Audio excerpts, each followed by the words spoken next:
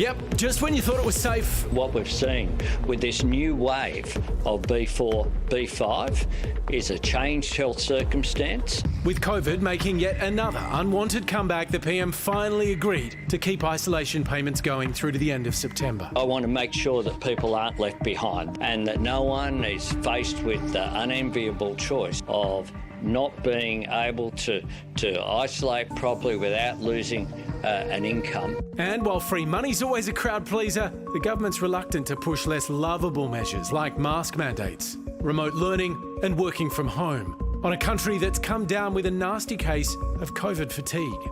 Treating COVID fatigue is tricky, but other countries have come up with some nifty approaches.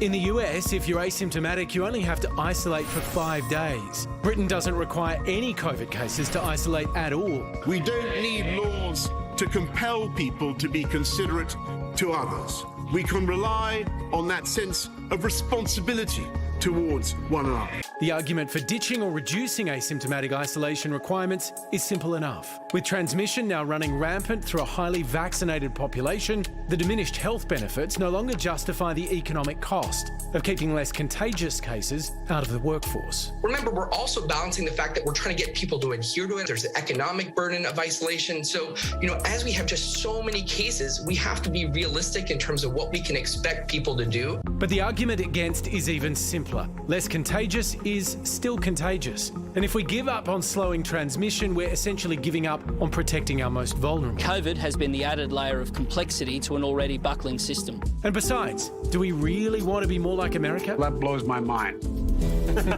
Oh gosh, I'm in two minds about this because on the one hand, as a small business owner, all these mandates and rules, they wreak absolute havoc on business.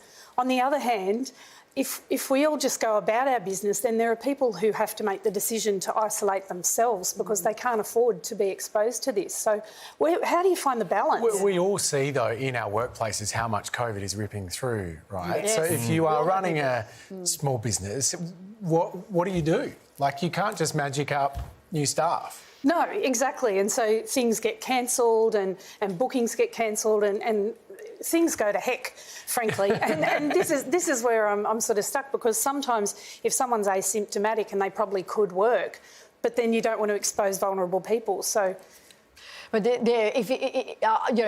got to take it from the experts as to when someone is infectious, even when they're asymptomatic. And so the problem that's is that the whole point of it. But when you look around the world and different countries and different jurisdictions are treating the asymptomatic differently. It's wild to go to the UK and just be knowing that there are people wandering around that have COVID. Does look like a lot of fun, though.